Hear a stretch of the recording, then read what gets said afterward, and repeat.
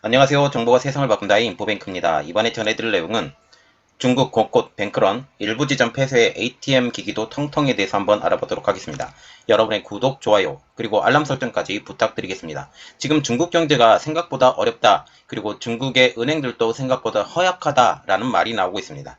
그래서 세계 2위 경제대국인 중국에서 최근 일주일 이상 뱅크런이 일어나고 있다는 소식도 들리고 있죠. 일단 뱅크런이라는 그러한 개념부터 알아야 되는데, 예금 지급 불능을 우려한 고객이 은행에 몰려드는 사태를 말합니다. 그래서 지금 은행이 가지고 있는 돈이 부족해서 부족한 것으로 생각을 해서 지금 예금주들이 은행에 몰려가서 돈을 뽑아내는 것을 뱅크런이라고 부르고 있죠. 중국에서 뱅크런은 매우 이례적인 일로 알려지고 있습니다. 왜냐하면 대부분의 은행들이 중국의 중앙정부나 아니면 지방의 지방정부와 연계가 되어 있기 때문이죠. 굉장히 끈끈한 것으로 알려지고 있습니다. 그래서 이 은행들이 거의 파산하는 일이 없는 상황이에요. 그래도 2년 전에 뱅크런이 일어났었죠. 그때는 굉장히 심한 상황이었는데 지금 요즘 들어선 뱅크런이 일어나지 않는데 지금 뱅크런이 일어난다라는 소식이 들리고 있다면 지금 중국의 경제 상황은 우리가 생각하는 것보다 굉장히 어렵다라는 것을 알 수가 있습니다. 이는 역으로 보면 중앙은행 혹은 지방정부의 재정이 빵빵하다면 뱅크런이 일어날 가능성이 없기 때문이죠. 이번 중국의 뱅크런은 중국 경제 침체를 드러낸 또 하나의 지표로 풀이되고 있습니다. 그래서 이번에 준비했습니다. 중국 공고 뱅크런, 일부 지점 폐쇄, ATM 기기도 통통입니다. 현지 언론 보도를 종합해보면 중국의 경제 수도 상하이를 비롯해서 중국판 실리콘밸리인 광둥성 선전, 랴오닝성 단둥, 그리고 장치성의 항만 도시인 주장에서 은행 고객들이 예금 인출에 어려움을 겪고 있는 것으로 나타나고 있습니다.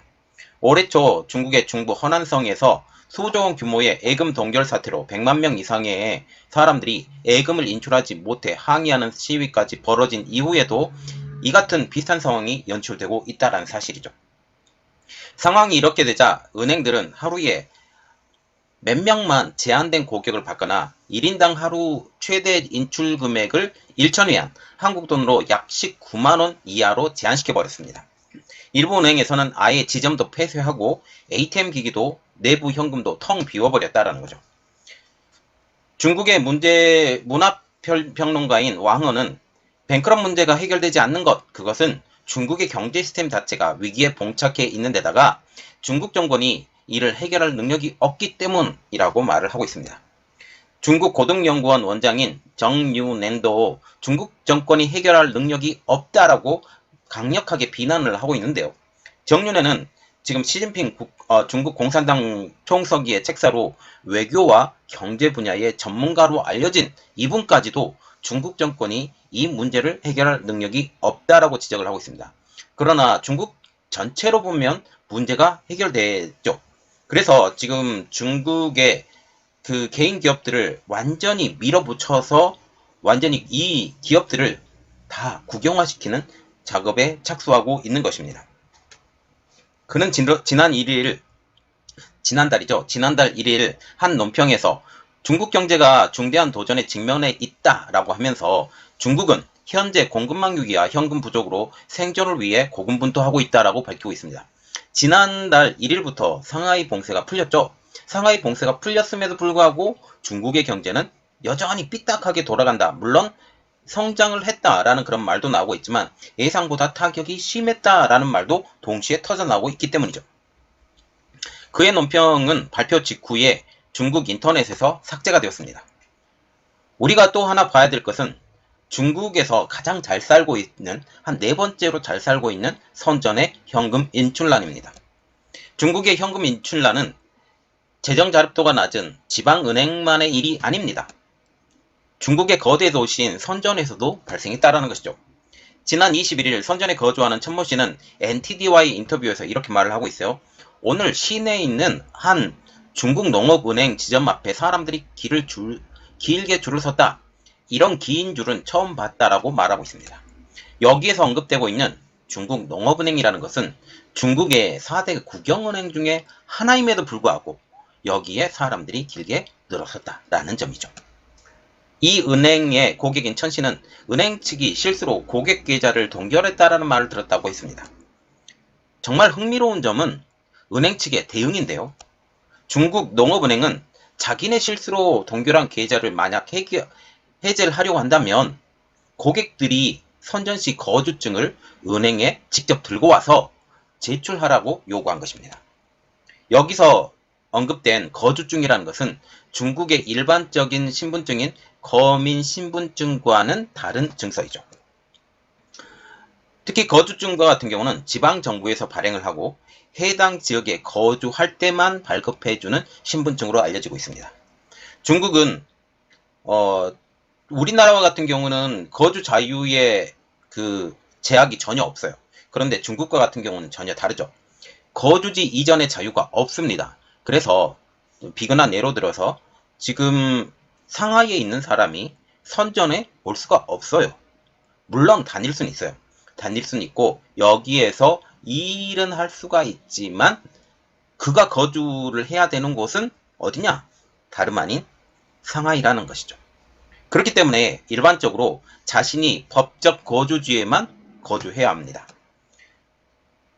그가 특별히 취업이나 학업 등으로 다른 도시에 거주를 하려고 한다면 해당 도시의 지방정부가 발행하는 거주증이 따로 필요해요. 우리나라 같은 경우는 지금 주민등록증 하나만 가지고 이 모든 것들이 가능한데 중국과 같은 경우는 거민신분증이라는 것은 일반적인 신분증, 우리나라 주민등록증과 같은 건데 거주증이라고 그래서 지방정부가 직접 발행하는 그 신분증, 이 지역에 거주한 사람만을 위한 신분증이 있다라는 거죠. 물론 이러한 거주증이 없다고 해도 다른 지역으로 이주해서 거주하는 것 자체가 아예 불가능한 것은 아닙니다.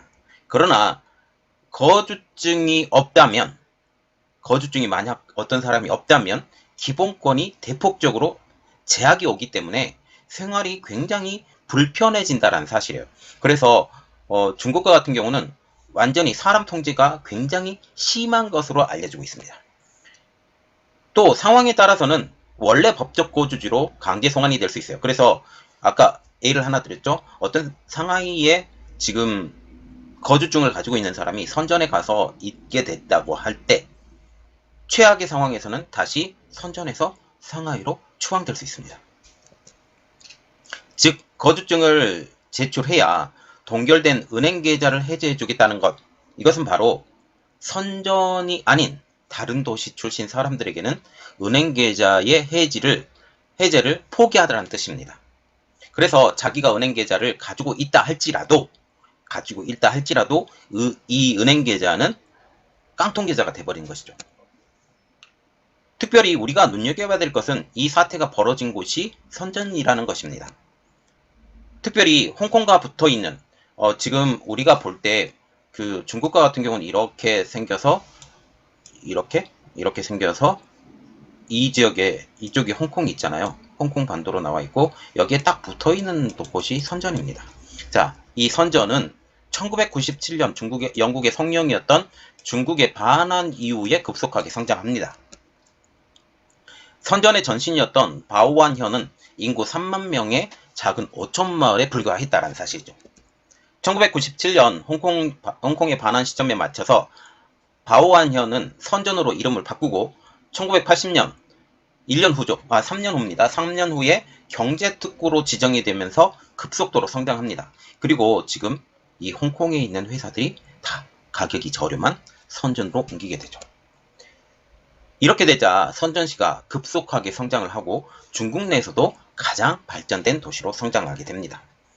이렇듯 급속한 발전을 하게 되면서 많은 타 지역 사람들이 이 선전에 오게 돼요. 그래서 이곳에서 일하는 직장인 대부분, 이 사람들은 선전 사람들이 아니라 대부분 다른 도시 출신으로 채워지게 되죠. 이 의미는 대부분의 직장인들은 중국 농업은행에서 계좌를 해지할 수 없음을 의미합니다. 천씨도 이렇게 말을 하고 있어요. 실수를 가장해서 은행 계좌를 동결했다 라는 합리적인 의심을 떨칠 수 없다라고 말하고 있습니다. 다시 말해서 지금 일부러 이러한 실수를 한 것처럼 보이고 이들의 계좌를 완전히 쥐어버리겠다라고 생각을 한다라는 거죠. 그는 또 현재 선전에서 은행에 들어있는 현금을 찾는 것은 매우 힘든 일이라고 하면서 긴 대기줄이 늘어선 은행 창구를 피해 현금 인출기를 이용하려고 해도 현금이 들어있는 기기를 찾기가 어렵다. 시내 여러 곳을 돌아다녀 봤지만 마찬가지다. 실은 2달 전부터 현금 인출이 어려워졌다. 중국 농업은행과 중국 건설은행 두 곳에서 인출하려고 했지만 이런저런 이유로 쉽지 않았다라고 하면서 불편을 토로하고 있습니다. 중국 소셜미디어에서도 선전 바오항구에 산다는 한 남성이 올린 영상이 논란이 되어가고 있는데요. 이 남성은 사람들이 오전 6시부터 은행 앞에서 줄을 섰으나 9시에 은행에 문이 열렸을 때 은행에 지급해줄 현금이 없다라는 말을 들었다라고 하면서 은행이 왜 지급해줄 현금이 없는지 설명하지 못했다라고 이야기를 하고 있습니다.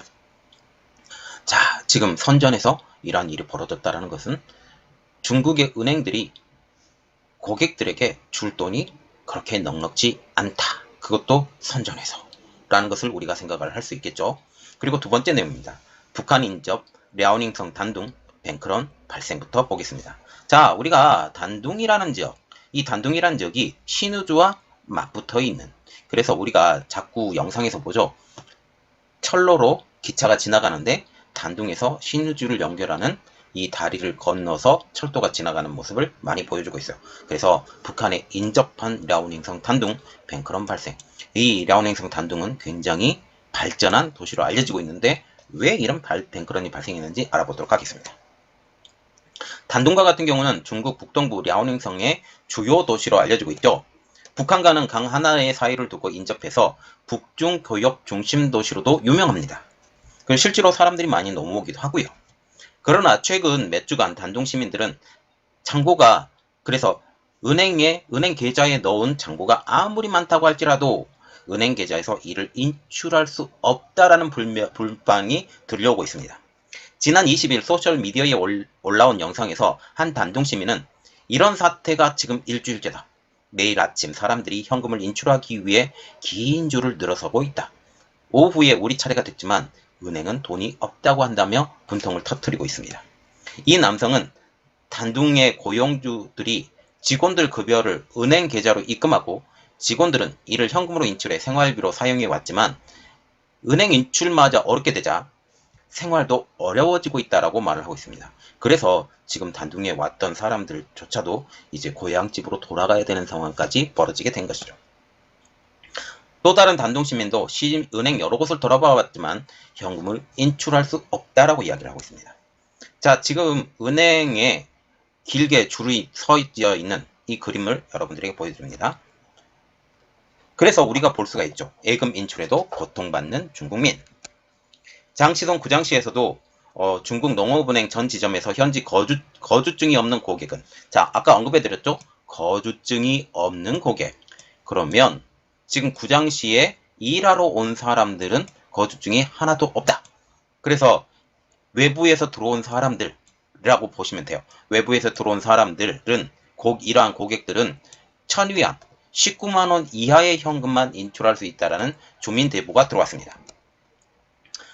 중국 경제 중심지라고 불리는 상하이에서도 아침부터 은행 앞에 선 대기줄을 볼 수가 있다라고 하는데요.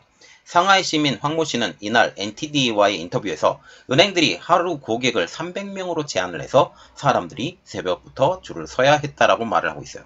300명까지 딱 끊어서 이렇게 한다는 것은 그만큼 300명분밖에 준비되지 못한 상황을 우리가 합리적인 의심을 할 수 있다는 사실이죠. 자, 이것이 상하이에서 상해은행이라고 적어졌죠. 여기에 상해은행이라고 적어졌는데 이 뱅크 오브 상하이 이렇게 적어져서 이 상하이은행에 이렇게 긴 줄이 서 있는 모습입니다.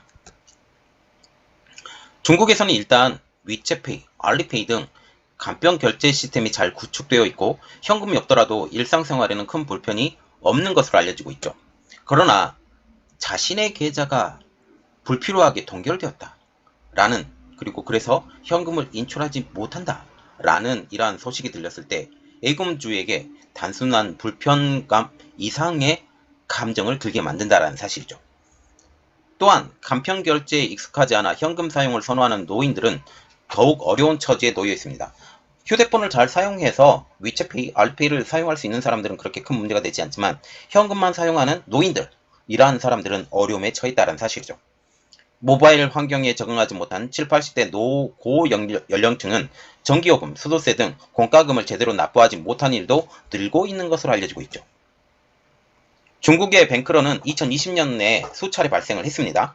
당시 코로나19 타격으로 경제 위축을 겪으면서 부실 채권이 문제로 대두되고 있었죠. 그런데 2022년 중국 은행의 상황은 이때하고 다르다는 사실입니다. 러시아의 우크라이나 침공, 전역에 걸친 제로 코로나, 여기에 전 세계적인 인플레이션 영향으로 전 세계적으로 금리를 올리고 있는 상황. 이러한 상황에서 중국은 사실상 금리를 동결하고 있습니다. 그들도 따라서 금리를 올려야 되지만 지금 현재 중국의 경기가 그렇게 만만치 않기 때문에 금리를 동결하게 된 것이죠. 이는 중국의 상황이 그렇게 녹록하지 않은 것을 알 수가 있습니다. 자, 지금 우리가 보는데 중국의 뱅크런이 벌어지고 있다. 그리고 ATM기가 텅텅 비어 있다. 여러 가지 일들이 지금 여러분들에게 알려드렸지만 특히 선전에서 보면 그 주민증을 가지고 있지 못한 사람들에게 계좌가 다시 복구되지 못하는 그런 상황까지 벌어지고 있습니다. 이러한 상황을 보면 중국의 상황들이 그렇게 녹록하지 않고 중국의 은행들도 지금 체력이 허약하다라고 볼 수가 있게 되는 것이죠. 이것을 통해서 사람들이 줄을 서고 돈을 빨리 빼기 위해서 노력하고 이러한 상황까지 벌어지는 지금 중국 상황을 보면 중국이 참 어렵다. 그러나 중국 정부 입장에서는 무너지지는 않을 것이다 라고 보는 거죠. 그러나 중국 전체 경기로 보면 상당히 어려운 상황이고 지금 이러한 소식이 들리고 있어요. 삼성과 같은 경우도 물건이 잘 팔리지 않아서 디스플레이를 주문하는 것을 줄였다. 그리고 월마트나 아니면 아마존이나 이런 미국의 회사들도 실질적으로 물건이 판매량이 줄자 재고가 많이 쌓이게 되고 이 재고가 많이 쌓이게 되자 중국으로의 주문량도 줄였다라는 말까지 들리고 있습니다. 이렇게 됨으로써 중국의 경기는 점차 하락하고 있죠. 수출량이 줄고 이러한 상황에서 중국은 얼마나 버틸 수 있을까? 물론 중국 자체로서는 버틸 수 있다고 얘기하지만 이렇게 되면 중국이 가지고 있는 미국 채권까지 판매해서라도 중국은 이것을 버티고 나갈 것이다 라는 그런 생각을 우리가 가질 수 있게 됩니다. 자, 그러면 중국은 어떤 방법으로 이 난관을 헤쳐나갈지 우리가 한번 빗줄을 주목해 보도록 하겠습니다. 이번 내용은 여기까지 하겠습니다. 저희 내용이 여러분들에게 도움이 되셨다고 생각을 하시면 구독, 좋아요 그리고 필요하시면 알람 설정까지 부탁드리겠습니다. 감사합니다.